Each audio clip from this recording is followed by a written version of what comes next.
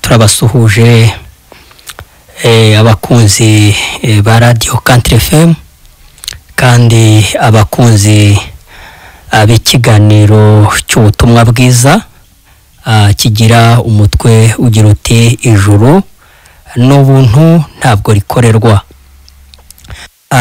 Ndabasuhuje rero abamaze gukizwa bakizera mu by'ukuri umurimo Kristo Yesu yakoze ku musaraba, bakaba kuri ubu bifitiye ijuru badakesha imirimo yabo, ahubwo bakesha kwizera Yesu Kristo umurimo yakoze. Ndabasuhuje aho muri hose, ariko kandi n'abandi bose nabo bacyumva ubutumwa bwiza, namwe ndabasuhuje aho muherereye, kandi nsaba Imana ngo namwe yugurure amatwi y'imitima yanyu kugira ngo mubashe kumva icyo Yesu Kristo Yesu yakoze, muruhuke kandi muruhukane natwe abagiriwe ubwo buntu bumeze butyo. Ni ikiganiro rero mugezwaho na babwiriza butumwa bwiza ubuntu bw'Imana bagiye batandukanye. Nanjye ndumwe muri bo, uwo rero mwumva avuga nitwa Musabyimana Yosefu Mugisha, ndi umukiranutsi mbikesha Yesu Kristo, mbikesha kwizera umurimo Yesu Kristo yankoreye ku musaraba. Namenye neza ko Kristo Yesu ubwo yajyaga ku musaraba yikoreye ibyaha byanjye byose, kandi igihano cyose nari guhanwa Kristo Yesu akagihanwa, akamena amaraso, mu maraso y'inkaba narababariwe ibyaha byanjye byose. Rero nkaba ndi umwera, ndi umuziranenge, ntabwo ngabo mu maso y'Imana, mbikesha icyo gikorwa cyakozwe na Yesu. Hanyuma rero ikiganiro munagikurikira kuri YouTube. Hanyuma ufite telefone yawe nini, ushobora guhamagara kwa ufite telefone nini wakwandikamo ijuru ntirikorerwa TV, ugakomeza ugakurikirana iki kiganiro ndetse n'ibindi biganiro byinshi bigiye bitandukanye nabyo by'ababwiriza butumwa bwiza. Wakomeza kubikurikirana ndetse wanakurikirana n'ibi biganiro kuri groupe WhatsApp. Wakwandikira iyi nimero nayo ikagushyiraho, ni 0784425257. Iyi nimero uyandikiye nayo yagushyira ku rubuga rwa WhatsApp, ugakomeza ugakurikirana iki iganiro ndetse ibiganiro byiza by'ubutumwa bwiza. Imana ihimbazwe cyane. Reka rero dushimire Imana iciye akanzu kugira ngo tubone umwanya nk'uyu wo kuganira namwe ijambo ry'Imana ry'ubutumwa bwiza. Imana ishimwe cyane. Mana data, mu izina rya Yesu Kristo, muremyi w'ijuru n'isi kandi muremyi wa byose, wabanjirije byose kandi byose bibeshwaho nawe, izina ryawe nirihimbazwe.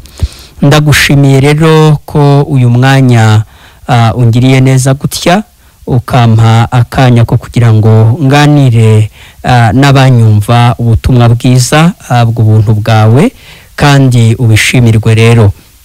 Mwami, ndagushimira ko watanze Yesu Kristo akaza mu isi akazira ibyaha byacu, akikorera ibyaha byacu mu mubiri we, akabibambanwa ku giti kugira ngo dupfe ku byaha, hanyuma duhere ko tuwe kugukiranuka. Ndagushimira ko muri we watubabariye ibyaha, ndetse kandi ko muri we wadukuyeho urubanza rw'ibyaha. Ubu tukaba turi abere ndetse abaziranenge, tutaga mu maso yawe, abagiriwe ubwo buntu bwo kubihishurirwa no kubisobanukirwa.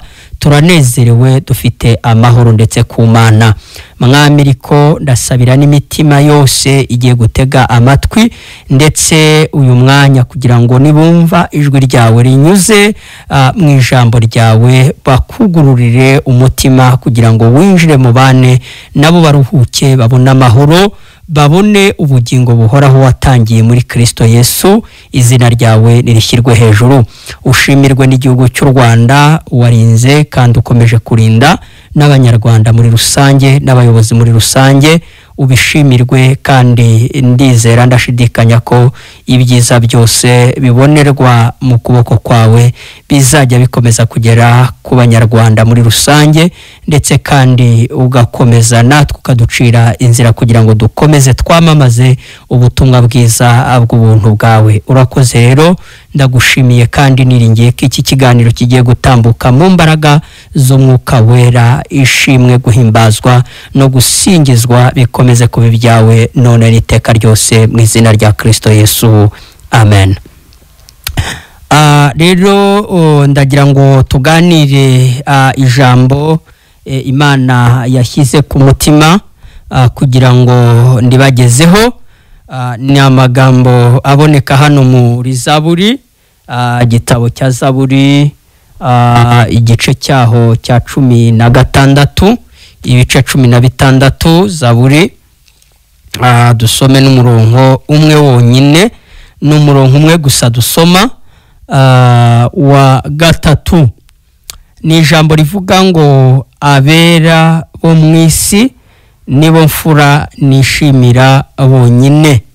Ndarisubiramo, ni ijambo rivuga ngo abera bo mu isi nibo mfura nishimira bonyine. Reka rero tuongere tunasome hano mu rwandiko Pawulo yandikiye Abakorisayi, igice cyaho ni cya mbere, duhere ku murongo waho wa 21 dusoreze ku murongo waho wa 22.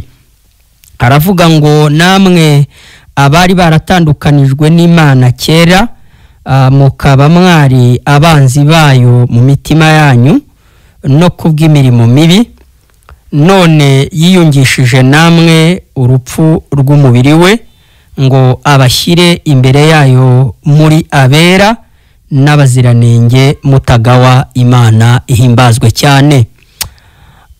Uyu mwanya tugiye kuganira kuri aya magambo nkuko Imana yampaye kugira ngo tuyaganire, kandi ndiringiye nizeye Imana ko uyu munsi hari bukoreke igitangaza ku buzima bwawe. Iyo mvuga igitangaza ni ugukurwa mu mwijima nawe ukinjira mu mucyo w'itangaza, ukaruhuka mu mutima, ukanezerwa, ukagira amahoro atemba nk'uruzi, ukaba mu isi ufite ibyiringiro bifite ubugingo, ukesha kwizera igikorwa Yesu Kristo yakoze ku musaraba. Mu by'ukuri ndagira ngo tuganire kuri aya magambo dusomye avuze ngo abera bo mu isi nibo mfura nishimira bonyine gusa. Mu by'ukuri abantu benshi bibaza ukuntu umuntu yaba umwera, bibaza ukuntu umuntu yaba intungane ari ku isi. Ubundi umwera, intungane, umukiranutsi, umutagatifu ni amagambo avugitse mu buryo butandukanye, ariko yose asobanuye kimwe. Abantu benshi bavuga ko nta muntu waba umwere ari ku isi. Niyo uvuze ngo ndi umwera, abantu benshi barabihakana, bagahakana ko nta muntu uba umwera ari ku isi, bagahakana ko nta muntu uba intungane ari ku isi, bagahakana ko nta muntu uba umutagatifu ari ku isi.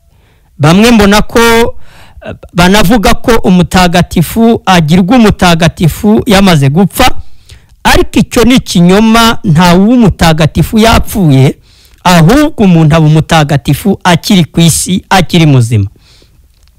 Nta muntu rero ushobora kujya mu ijuru atari umwera, kubera ko Imana irera kandi izabana n'abera. Nkuko iki kiganiro musanzwe mwumva kivuga ngo ijuru ni ubuntu ntabwo rikorerwa, nta muntu wajya mu ijuru atera nkuko Imana yera. Nta muntu wajya mu ijuru atari intungane. Kandi nta muntu wera amaze gupfa, nta wakwera atakiriho, umuntu aba umwere akiri hano ku isi. Ariko abantu benshi bajya babihakana. Reka kandi abantu benshi babihakane, nuko abantu benshi bashaka kwera bagushakiye mu byo bakora, bagushakiye mu mirimo yabo, bagushakiye mu masengesho, bagushakiye mu ngeso nziza. Kwera Imana ishaka, nta muntu n'uyu n'umwe wakubona akuboneshejwe n'ibikorwa bye byiza akora. Nta muntu n'uyu n'umwe wakubona akuboneshejwe n'amasengesho yasenga. Nta muntu n'uyu n'umwe wabona uko kwera kw'Imana akuboneshejwe n'amaturo yatura. Nta muntu n'umwe wabona kwera kw'Imana ngo abe umwere akiri mu isi abiboneshejwe no gusaba Imana imbabazi, no kwatura ibyaha bye, no gusaba penetensiya.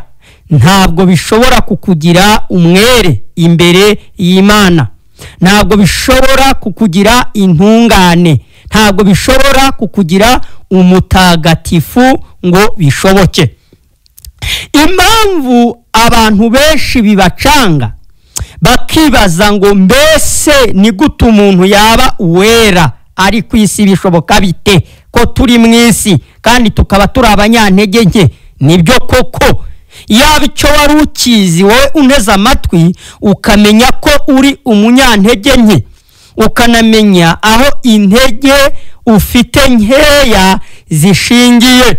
Niyo mpamvu ituma umuntu adashobora kumva ari umwere ngo bishoboke binyuze mu byo akora. Reka mvuge ngo guhinduranya idini ukava muri rimwe ukajya mu rindi ntabwo byakugira umwere imbere y'Imana, kandi ntabwo bishoboka ko wabona ijuru. Ntabwo bishoboka ko wajya mu ijuru utari umwere, usa nk'uko Imana isa, umeze nk'uko Imana imeze, wera, ufite kwera. Aho uba ufite kwera kutagaragaramo n'akaha ako wita gatoya, nubwo nta cyaha gito kibaho. Icyaha cyose, cyaba icyo wita gito, cyaba icyo wita kinini, imbere y'Imana birangana. Niyo mpamvu rero mu by'ukuri umuntu yishakamwo kwera binyuze mu bikorwa bye, binyuze mu ngeso ze, binyuze mu myitwarire ye, binyuze mu masengesho, binyuze mu kuririmba. Ntibikunde. Ni iyihe mpamvu bidakunda? Akishakamwo kwera kakubura. Amaze imyaka 30 asenga, amaze imyaka 40, amaze imyaka 50, yarabatijwe mu mazi menshi, baramusutse amazi ku gahanga, ariko yajya yicekinga mu mutima, akumva uwo mwanya apfuye, akumva impanda ivuze, atajya mu ijuru, atabona ubugingo buhoraho. Ni iyihe mpamvu? Iyi niyo ngira ngo usobanukirwe. Nuko wavutse uri umunyabyaha. Nuko dukunda kubivuga kandi tuzahora tubivuga, nuko umuntu wese aho ava akagera yabaye umunyabyaha bikomotse kuri Adamu na Eva. Ijambo ry'Imana rigaragaza ko Adamu na Eva bakoze icyaha, bakarya ku giti cy'ubwenge bumenyekanisha icyiza n'ikibi. Imana yababujije kurya kuri icyo giti. Imana irababwira ngo umunsi mwariye kuri icyo giti no gupfa muzapfa. ayo ni amagambo musanga mu gitabo cy'Itangiriro igice cya 2 ku murongo wa 17. Adamu na Eva bariye ku giti cy'ubwenge. Niwumva iki kintu ukuntu gikomeye, ngo ni igiti cy'ubwenge bumenyekanisha icyiza ndetse n'ikibi. Adamu na Eva rero barakiriye kandi bakirya bashutswe na Satani. Ibyo simbitindaho cyane kubera ko ijambo ry'Imana rirabigaragaza ko Satani yashutse Eva akarya kuri icyo giti kandi Imana yababujije kukirya.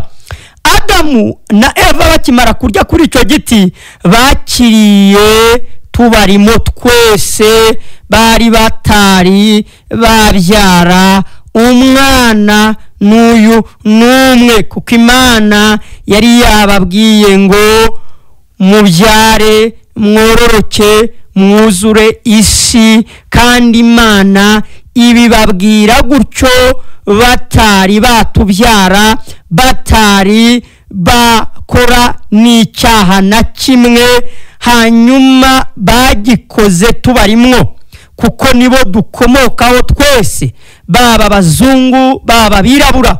Aho gusa twatandukanira ni ku ruhu, ariko ikigendanye n'inkomoko nyirizina ni kuri Adamu wakoze icyaha akiriyeho cya giti, na Eva bakiriyeho, muri bo hahita hinjiramo kamere y'ubunyacyaha. Iyo kamere rero y'ubunyacyaha niyo mu by'ukuri ibonekwaho no gukora neza, ikanabonekamo no gukora nabi. Niyo mpamvu wigenzura mu mikorere yawe, wakwisuzuma ugasanga muri wowe wagize ibyiza byakugaragayeho, wagize n'ibibi nabyo byakugaragayeho, kandi ugasanga iyo miterere ntabwo ushobora kuyikiza ngo bikunde, ahubwo uragerageza. N'umuntu wese wakubwira ko yabishoboye yaba kubeshye. Ntabwo umuntu yigeze ashobora kwera mu ngeso ze 100% ngo bikunde, kuko umuntu yibonamo ibyiza ariko akibonamo ibibi. Ibyo si ibyo wandura ukuze, ibyo si ibyo abandi bakwanduza, ibyo si ibyo wanduzwa n'inshuti, ahubwo iyo ni imimerere iguteyemo, iyo ni imimerere iri muri wowe, iyo ni imimerere wavukanye. Niko ijambo ry'Imana rivuga ko umuntu yaremanwe gukiranirwa, kandi mu byaha akaba arimwo yavukiye. Ayo ni amagambo dusanga muri Zaburi ya 51 ku murongo waho wa 7. Havuga ko umuntu yaremanwe gukiranirwa, mu byaha akaba arimwo yavukiye. Wavutse uri umunyabyaha ndetse w'ibyaha byose, nubwo ujya wibonaho ibyiza, nubwo wibonaho ibyiza ariko ujya wibonaho n'ibibi. Niyo mpamvu ushaka kwera ntukubone, niyo mpamvu ugerageza kujya gusaba imbabazi, wanava kuzisaba ukumva ntiwera. Nuko umutima ari umushinjacyaha ukomeye ukubwira ngo ntabwo wera, umutima ukagucira urubanza. Niyo mpamvu wishakamwo kwera ntukubone, abantu bakakubeshya gusaba imbabazi ukabikora, ariko ntiwumve uri umwera. Ugasaba penetensiya, wayisaba ukumva ntabwo uri umwera. Wa wundi uri kuyisaba na wa wundi uri kuyigusabisha nawe burya ntabwo yera. Ibaze rero none ko ijuru rizajyamwo abera, uko Imana ntizigera yakira umuntu w'umunyabyaha naho kabaraka ujya wita gato, kakandi abantu njya numva bavuga ngo Imana imbabarire n'icyaha cy'inyongobeza bugingo ukakita gatoya. Oya, nukuri ijuru ry'Imana ntabwo wazarijyamo utera, kandi nakubwiye ngo imirimo ukora nishobora gutuma wera imbere y'Imana, ngo Imana ikwemere, kuko Imana yemera abera, nibo yemera, nibo bazabana nayo. imirimo y'umuntu rero nishobora gutuma ahinduka umwera imbere y'Imana. Iyo usomye ijambo ry'Imana ubona hari benshi mu byanditswe byera bagerageje gukora imirimo, ariko imirimo yabo ntabwo Imana yigeze iyibemereramo ivuge ngo imirimo yanyu ndabona ihagije ku buryo nabemera ko muri abera mubigizwe n'imirimo. Iyo usomye ijambo ry'Imana riboneka mu gitabo, mu rwandiko Paulo yandikiye Abaroma ibice 4, ugasoma uhereye ku murongo wa mbere, ubonamo amagambo avuga ngo iyaba Aburahamu yaratsindishirijwe n'imirimo aba afite icyo yirata, ariko si imbere y'Imana. Ubundi gutsindishirizwa ni ukugirwa umwera, ni ukugirwa umwera. Iyaba Aburahamu yarabaye umwera abigizwe n'imirimo aba afite icyo yirata, ariko ntabwo ari imbere y'Imana. Imbere y'Imana ntiwaharata nararirimbye, ntiwaharata ndaririmba, ntiwaharata naratuye, ntiwaharata ndatura, ntiwaharata icyacumi, ntiwaharata amaturo, ntiwaharata amasengesho, kwiyiriza ubusa, ntiwaharata kwatura. Ibikorwa byawe byiza ndemera kubigira pe, ndemera kugerageza, ariko wibuke ko muri wowe ujya wibonamo n'ibindi bibi wisangamwo, ugasanga wabikoze, ukajya kubona ukabona wabikoze. Uko nukuntu uteye. Emera umanike amaboko, wemere noneho gutsindwa, ahubwo wihane. Rero ijambo ry'Imana twasomye ryavuze ngo abera bo mu isi umuntu aba umwera ari ku isi. Ni gute rero umuntu aba umwere? Kandi mumaze kumva ko umuntu yavutse ari umunyabyaha, bamwe ndabizi ubu batangiye kuvuga ati none se ko umuntu avuka ari umunyabyaha, umuntu akaba yararemanwe gukiranirwa, umuntu muri we akaba yifitemo kamere y'icyaha, umuntu akaba agerageza gukora ibyiza, ibi bikamutanga imbere. Ni gute umuntu yaba umwere none wakiri ku isi, Imana ikamwemera ikamuhereza ijuru? Aha, twasomye rero ijambo ry'Imana. Nanjye uri kubabwira ubu ndi umwere, ariko nanjye uko nabaye umwere nibyo ngiye kubabwira. Nta muntu rero waba umwere yiyejeje, nta n'uwaba umwere abyikoreye ngo bikunde. Ntabwo byakunda, ntabwo bivamo. Hoya da, umuntu agirwa umwere no kwemera igikorwa Yesu yakoze ku musaraba. Kubera ko impamvu umuntu aba umwere abibazweho, ntabwo aba umwere we abikoreye, aba umwere kuko abibazweho. Abarwaho kwera kwande, abarwaho kwera kwa Yesu Kristo. Ijambo ry'Imana twasomye ryavuze ngo namwe abari baratandukanijwe n'Imana kera, mukaba mwari abanzi bayo mu mitima yanyu no kubw'imirimo mibi. Urumva ijambo ry'Imana ryagaragaje ko umuntu yatandukanijwe n'Imana kera. Ni kera nihe? Ni muri Adamu igihe yakoraga icyaha, abantu twese twari dutandukanijwe n'Imana, ndetse mu by'ukuri n'igihano twari dukatiye cyari cyo kurimbuka, tukajya mu muriro utazima, tukazababazwa by'iteka ryose, tubabarizwa mu muriro, mu nyanja yaka umuriro n'amazuku. Ijambo ry'Imana rero ryavuze ngo namwe abari baratandukanijwe n'Imana kera, mukaba mwari abanzi bayo mu mitima yanyu no kubw'imirimo mibi. Ijambo ry'Imana ryavuze ngo none yiyungishije namwe urupfu rw'umubiri we. Ni gute? Kugira ngo abashyire imbere yayo muri abera n'abaziranenge mutagawa. Aha, ni gute rero?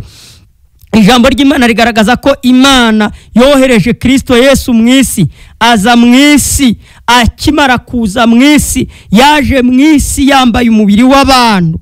Aza mu isi yambaye umubiri wanjye, aza mu isi yambaye umubiri wawe wowe unyumva, ariko adafite kamere y'abantu. ntabwo yari afite kamere, ya kamere ituma utakiranuka ngo bikunde, ya kamere ituma utaba umwere uri ku isi ngo bikunde. Yesu Kristo aza mu isi yaje atayifite, yaje adafite kamere y'icyaha, yaje yera, yaje yambaye umubiri, ariko aje kugushakira gukiranuka.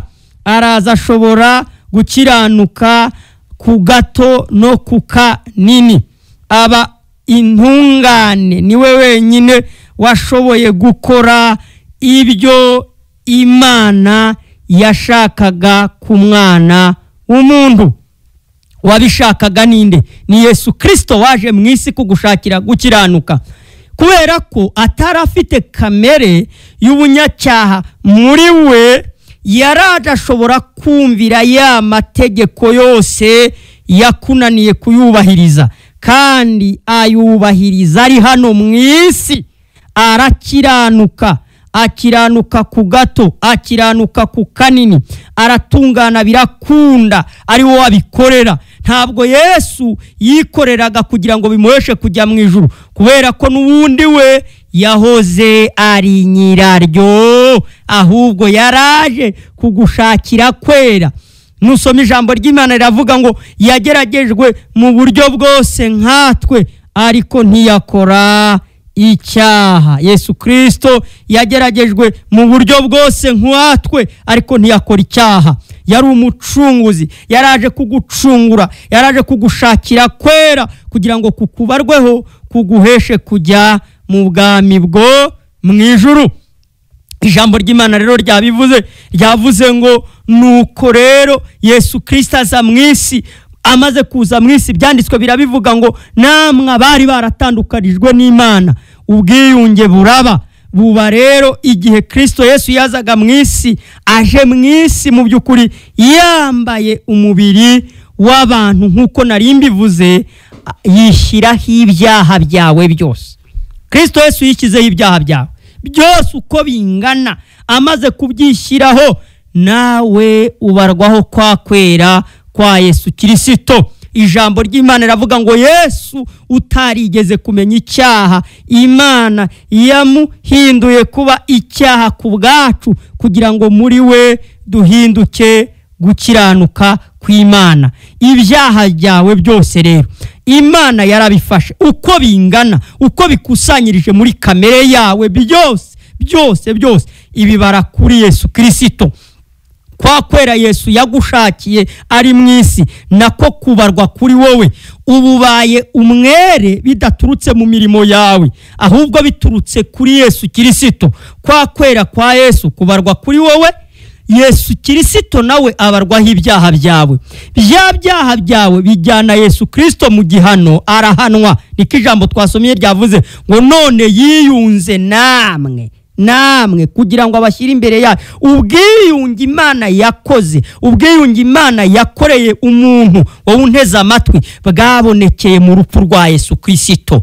Igihano Yesu yahanwe cyanganaga n'icyo wari kuzahanwa by'iteka ryose, ukajya mu muriro utazima, ugashyana na Satani by'iteka ryose, ugahora ubabazwa. Yesu Kristo aza mu isi nk'umucunguzi wawe, abarwaho ibyaha byawe byose. N'igihano wari guhabwa, Yesu Kristo aragihanwa, arabambwa, ajya ku musaraba, yambikwa ikamba ry'amahwa, aterwa imisumari, aterwa icumu mu rubavu, havamwo amaraso. Muri ayo maraso ubabarirwa ibyaha byawe. Ijambo ry'Imana riravuga ngo uko gushaka kw'Imana niko kwatumye twezwa, tubeshejwe nuko umubiri wa Yesu watambwe iri rimwe gusa kugira ngo we bihagije iteka ryose. Kwera rero wejejwe n'amaraso ya Kristo Yesu. Uwo ni umurimo wakozwe kandi uranarangira, ukozwe na Kristo Yesu. Yesu ibyo yakoze nibyo byakubazweho,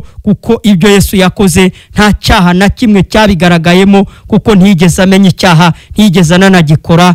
Ariko mu by'ukuri kwera kwa Yesu kukubarwaho, nawe abarwaho ibyaha byawe. Igihano cyawe Kristo Yesu aragihanwa kandi aranagisoza, arapfa, arahambwa, arazuka nk'ikimenyetso kigaragaza ko igihano cyose wari guhanwa Yesu Kristo yagihano. Izere rero udashidikanya mu by'ukuri ko mu maraso ya Kristo Yesu wowe wari wanduye, wowe wari mubi, wejejwe, ubyizere mu mutima wawe, wibere umwere uri hano ku isi, ube umwere, ube umutagawa, ube umuziranenge imbere y'Imana. Kuzirinenge kwa Yesu niko kukubarwaho, kutagawa kwa Yesu niko kukubarwaho, kwera kwa Yesu kukubarweho. Ubyizere mu mutima wawe, nubyizera gutyo uraba wiboneye ijuru, udakesha imirimo yawe, aho gukesha kwizera icyo Kristo Yesu yakoze ku musaraba. Imana ihimbazwe cyane. Reka rero dusangire ijambo n'abatwumva. Nagiraga ngo wibonere ukwera Yesu yagushakiye kwera ari ku musaraba, yarabirangije. Uwe umwere uri ku isi, utunge amahoro atemba nk'uruzi, utunge ijuru, udakesha imirimo. Ijuru Imana yarariguhaye, iri guhereye ubuntu muri Yesu Kristo. Ibyo Yesu yakoze byaguhesheje ijuru, byagukuyeho urubanza rw'ibyaha. Mu maraso ya Yesu warejejwe, mu maraso ya Yesu warababariwe, mu maraso ya Yesu wakuyeho urubanza rw'ibyaha. Byizere mu mutima wawe, wibere intungane, wibere umutagatifu, wibere umuziranenge imbere y'Imana. Ubwiyunge bwarabaye, bwakozwe na Yesu, niwe wabukoze. Imana ubwo bwiyunge yarabwemeye, nawe irakwemera, ikwemereye muri Kristo Yesu. Byizere mu mutima wawe. Ndagira ngo muhamagare rero kuri izi nimero dusangire ijambo: 0782 44 21 25. Airtel ni 0783 muduhamagare dusangire ijambo. Tubahaye ikaze.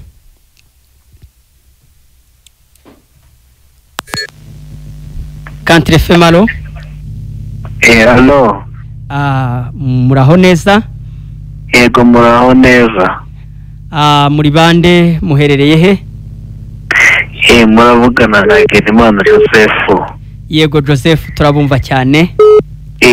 Mu rugo ni Giheke ahitwa ku Rwego. Yego. Gusa ikibazo nibaza. Yego.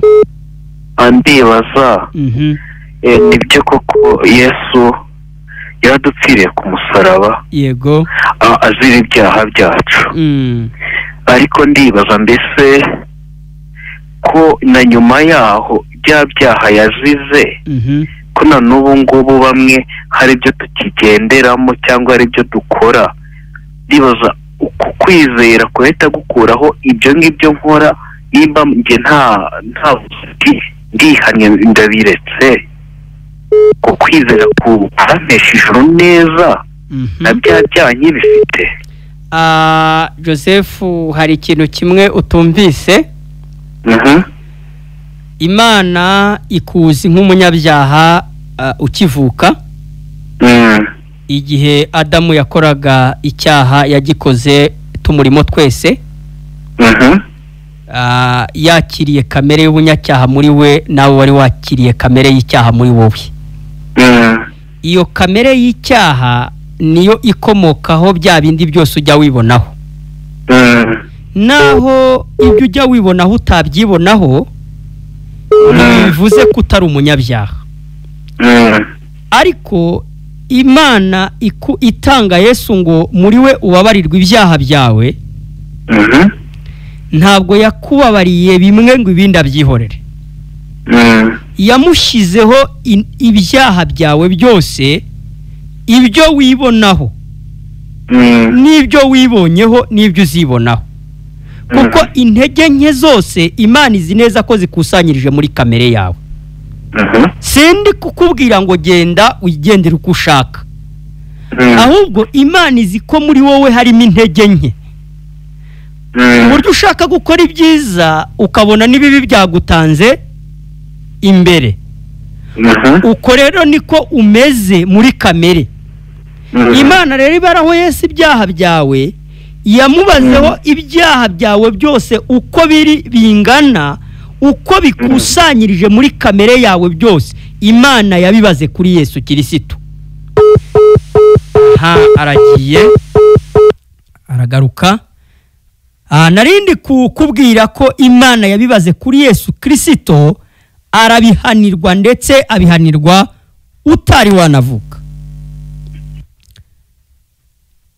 Utari wanavuka Kristo Yesu ibyaha byawe yabyishyizeho aranabihanirwa. Uwo ni umurimo wakozwe kandi mu by'ukuri warangiye. Country FM alo ndabumva cyane, muri bande muherereye he? Amahoro muvandimwe. Karongi. Yego Karongi muvandimwe. Yego muvandimwe. Nanjye ndanezerewe byuko buryo ki nanone babaho muri nosi bizeye kujya mu ijuru bidasubirwaho. Yego. Nanjye rero ndi umwe muri abo bantu babana ibyiringiro hano muri iyi si, kandi nyine nkaba n'umugabo wo guhamya ibyo. Yego.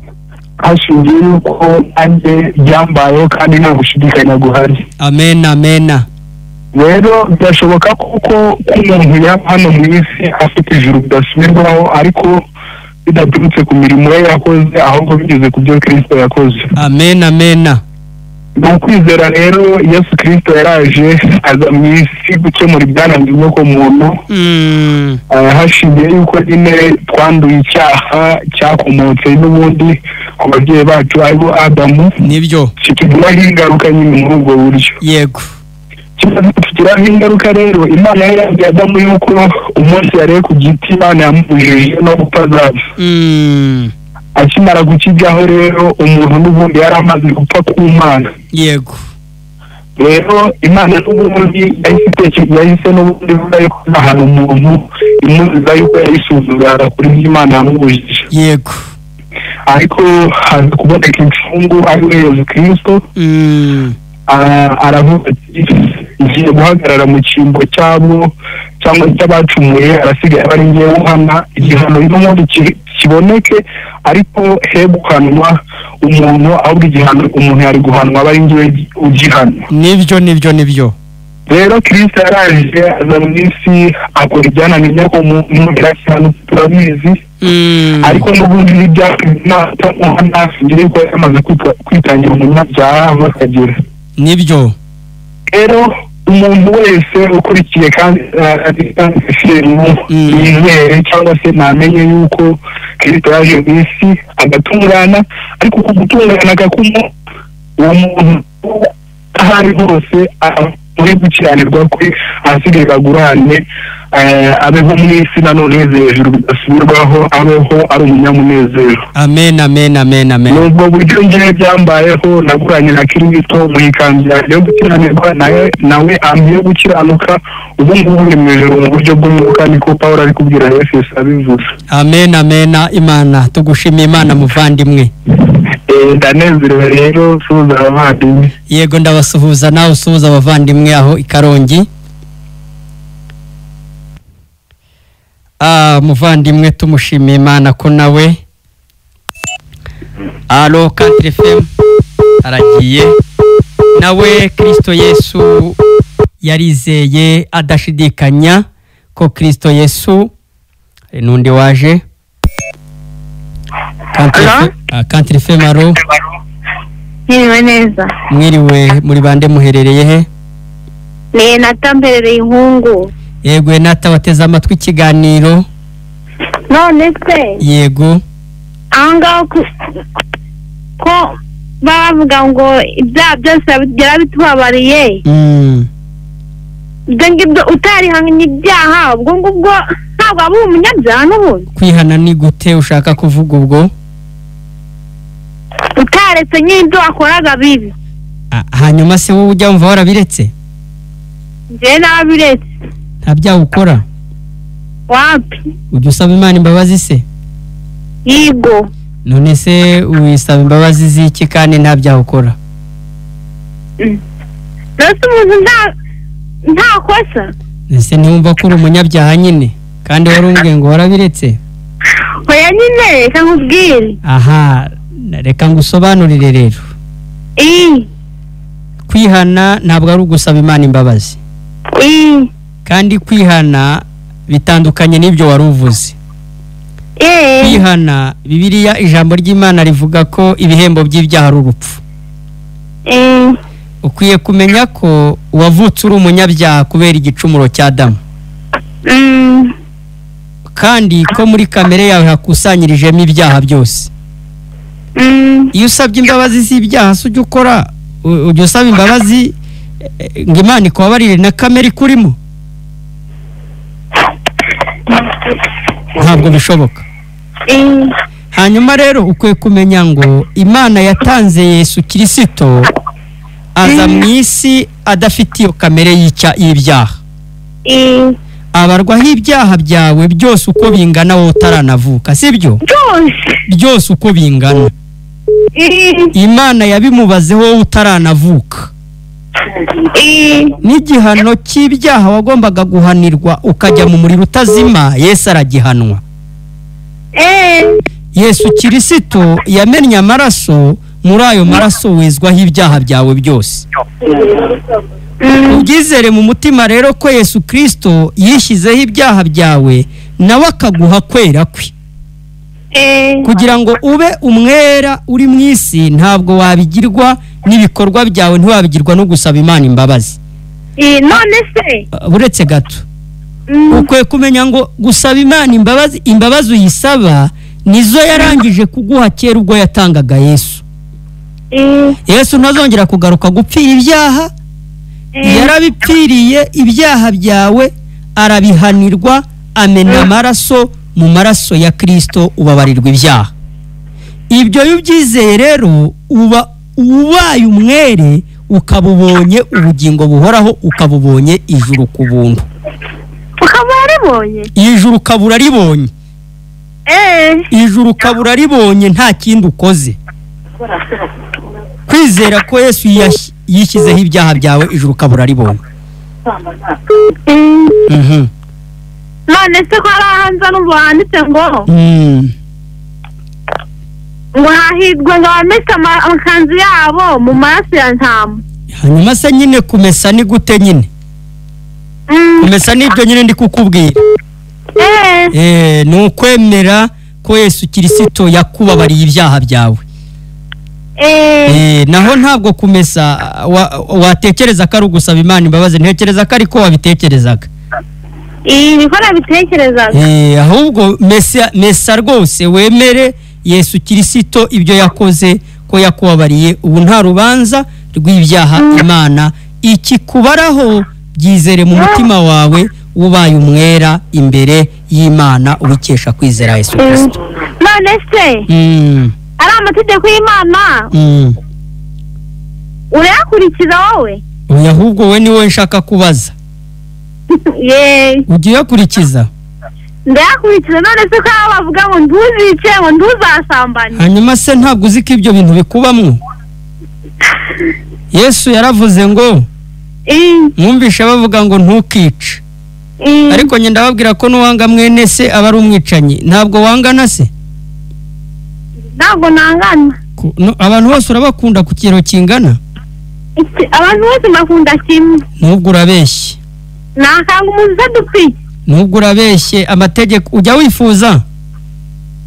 Kwifuza ndifuza da. Ubwo rero uranica, kuko amategeko muri Yakobo 2:10 aravuga ngo witondeye amategeko yose ariko agasitara kuri rimwe, yose aba yayacumuye. Niba rero ujya wifuza, kandi kwifuza nabyo ni ukwica itegeko. Bivuze ngo n'andi mategeko yose warayishe. Kandi mu mategeko harimo ntukice, ntugasambane. Ubwo imbere y'Imana ugaragara nk'uwishe, ugaragara nk'uwasambanye.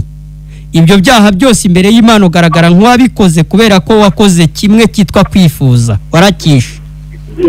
Hanyuma rero ukwiye kwemera Yesu waje mu isi akubahiriza ya mategeko yose ari wowe wayubahiririza, sibyo?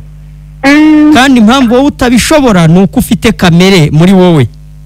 Yesu Kristo rero yaje mu isi adafite kamere, ashobora kumvira iby'amategeko yagusabaga byose atishemo na rimwe, sibyo? Yesu Kristo yahawe igihano cy'abanyabyaha, kandi nta cyaha yigeze akora, sibyo? yego hanyuma rero ubwo Yesu yahanwe mu cyimbo cyawe kwari ukugira ngo ibyo bintu byizere nubyizera ube wiboneye ubugingo buhoraho. Yarahanwe kugira ngo utazahanwa, kugira ngo utajya mu muriro, utazajya mu muriro utazima, sibyo? yego Ya mategeko yose Yesu yarayumviye, ari wowe wayumvirira. Yayumviye mu cyimbo cyawe, bikubarwaho, niko ijambo ry'Imana rivuga. Mu Baroma igice cyawo cya 8 havuga ko Kristo Yesu yumviye amategeko kugira ngo gukiranuka kw'amategeko gusozwe muri twebwe. Urakoze rero, wizere udashidikanya, nubyizera iri joro ube wiboneye ubugingo buhoraho, wirarire mu ijuru mu buryo bw'umwuka bwose mu by'ukuri. yego murakoze. Urakoze nawe, warababariwe, byizere mu mutima wawe. Aha, hari n'undi yaje.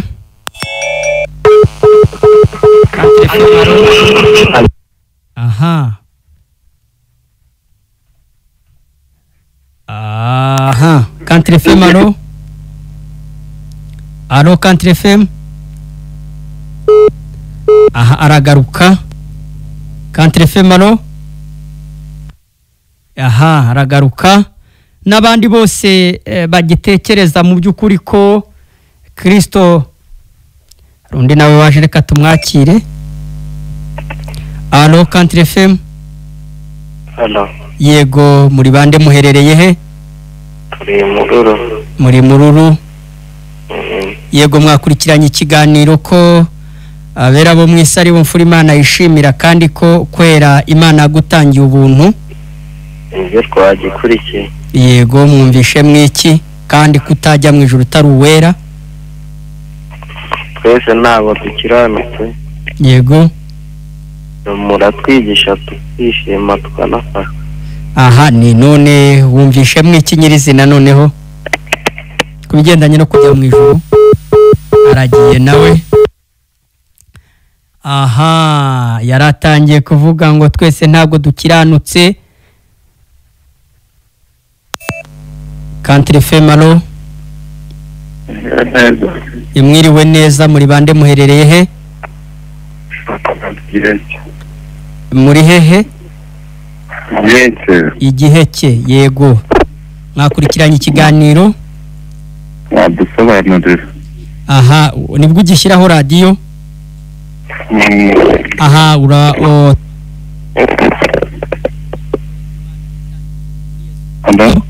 ndakumva.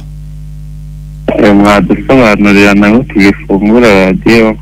Turi kuvuga ko ijuru Imana yaritangiye ubuntu muri Yesu Kristo. Yego. Imirimo itabigizemo uruhari, mirimo myiza utekereza ko ukora kugira ngo uzajye mu ijuru, ntabwo ishobora kugwesha ijuru.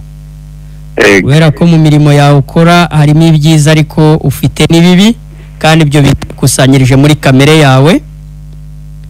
Hanyuma kandi ukuntu wavutse umeze kubera igicumuro cya Adamu, nawe wavukanye kamere y'icyaha. None rero turi kukubwira ko turi kuvuga ko Imana yafashe ibyaha byawe byose uko bingana ibibara kuri Yesu Kristo, kubera ko Yesu yaje mu isi yambaye umubiri w'abantu ariko adafite kamere y'abantu. Ashobora kubahiriza amategeko yakunaniye, nanjye yari yananiye kandi yandi ya Musa. Yesu ashobora kuyubahiriza ayanonosora 100% ari wo wabikorera, kugira ngo bikubarweho akiranuka ku gata, akiranuka ku kanini. Ijambo ry'Imana rivuga ko atakoze icyaha atigeze no kukimenya, ariko byasoje ahawe igihano cy'abanyabyaha. Nuko Imana yafashe kwa kwera Yesu yagukorereye ari hano mu isi ikukubaraho, hanyuma Yesu nawe abarwaho ibyaha byawe.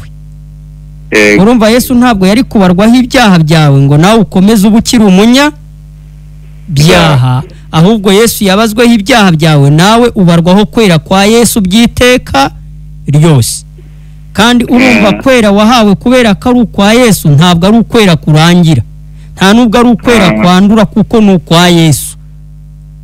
Ukwawe niko kwandura kubera ko muri kamere muntu ntiyaboneka kwera 100%. Yesu Kristo rero yaguhaye kwera kwe, nawe atwara ibyaha byawe n'igihano wari guhanwa ukajya mu muriro utazima. Yesu Kristo aragihanwa, arakubitwa, arabambwa, aterwa icumu, mu rubavu rwe havamo amaraso, muri ayo maraso wezwaho ibyaha byawe byose. Ni umurimo wakozwe wanarangiye hashize imyaka 2024 wejejwe ibyaha byawe. Ubyizere mu mutima wawe, nubyizera gutyo uraba wiboneye ijuru. Ubyizere nta cyaha Imana ikikubaraho, kubera ko ibyo yagombaga kukubaraho ibyo yabaze ku mwana wayo. Kandi n'igihano wari guhanwa kiteka ukajya mu muriro utazima, Yesu yaragihanwe. Nta mirimo rero yaratwitangiye, yarahanwe mu cyimbo cyawe kugira ngo ubyizere. Nubyizera ubonye ubugingo buhoraho.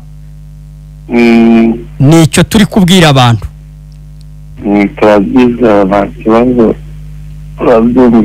Urakoze, uzajya ukomeza gukurikirana Country FM kuwa 4 saa 2 uzabushyizeho urushinge. Kandi uramutse ufite na telefone nini wakwandikaho Ijuru Ntirikorerwa TV ukajya ukomeza ugakurikirana iki kiganiro kuri YouTube ukomeza gukurikirana ibiganiro by'ubutumwa bwiza. Urakoze cyane. Namwe kandi Imana ishimwe cyane. Turabwira abantu, hari nundi waje nawe. Country FM, alo Country FM.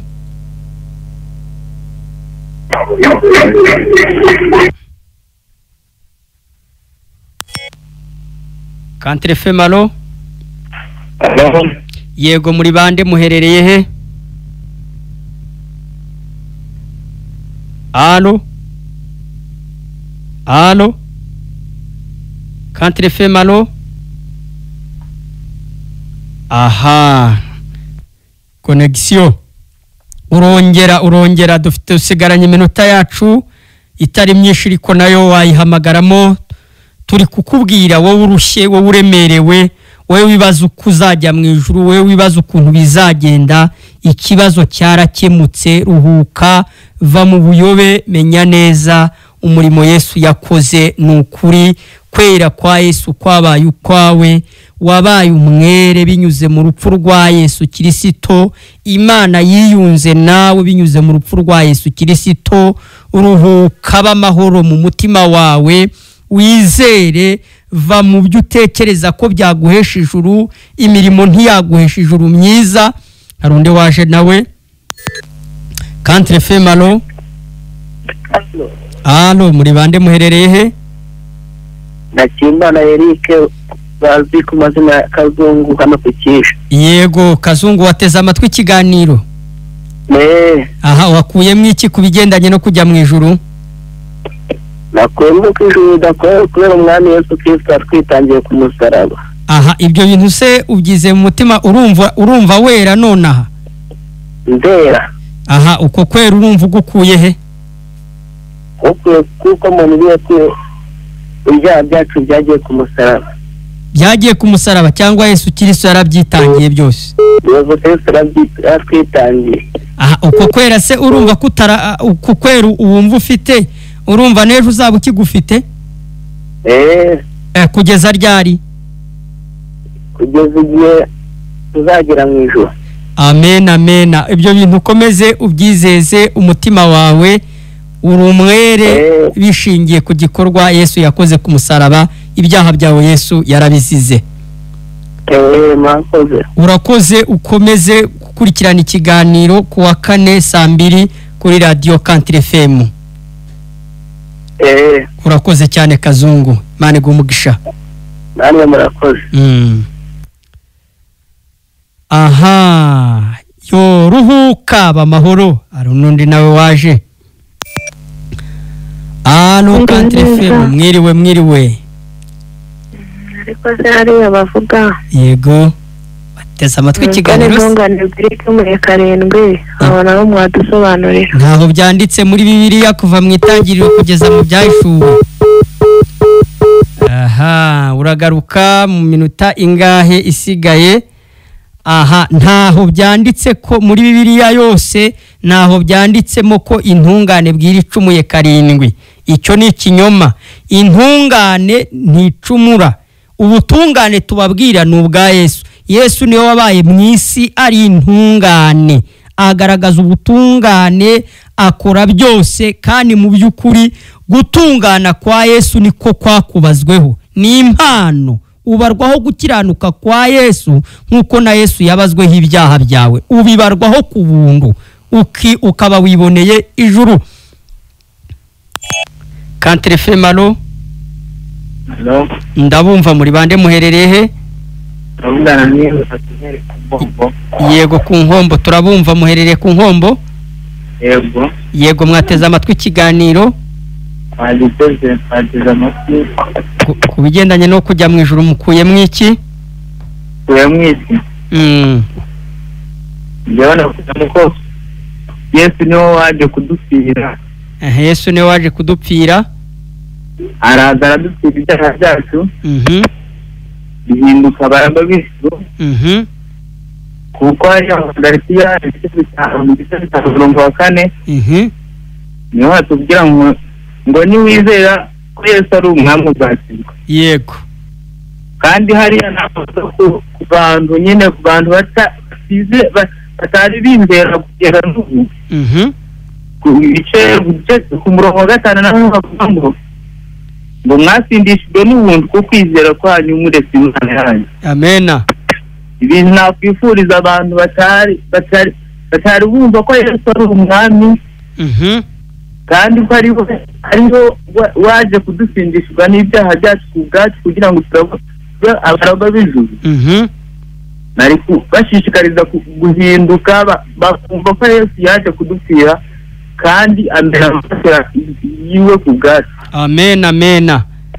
Niyo mpamvu ku murongo wa 6 naho haravuga ati naho ngo ukumuka azagaruka mu ijuru aje kudufata. Ndakumva cyane. Aha, iminota iragiye. Mwene data ku Nkombo yavugaga ko twatsindishirijwe n'ubuntu kubwo kwizera. Mu Befesi ibice byaho 2:8 niko avuga ko twatsindishirijwe n'ubuntu kubwo kwizera. Ntabwo byavuye mu mirimo, ahubwo ni impano y'Imana kugira ngo hatagira umuntu wirarira. Ntabwo byavuye mu mirimo y'umuntu kugira ngo hatagira umuntu wirare. Kuba umwera, gutsindishirizwa, twatsindishirijwe n'ubuntu bw'Imana kubwo kwizera. Izere rero nawe wibere umwere binyuze mu gikorwa cyakozwe na Kristo Yesu. Iri joro urarane ubugingo buhoraho, wirarire mu ijuru mu buryo bw'umwuka. Murakoze cyane. Hanyuma ku muntu waje nyuma, ikiganiro ukomeza kugikurikirana kuri YouTube yitwa Ijuru Ntirikorerwa. Wanditse muri telefone yawe ngo Ijuru Ntirikorerwa TV, uhita ukomeza gukurikirana ibi biganiro. Hanyuma wakwandikira ni nimero ikagushyira ku rubuga rwa WhatsApp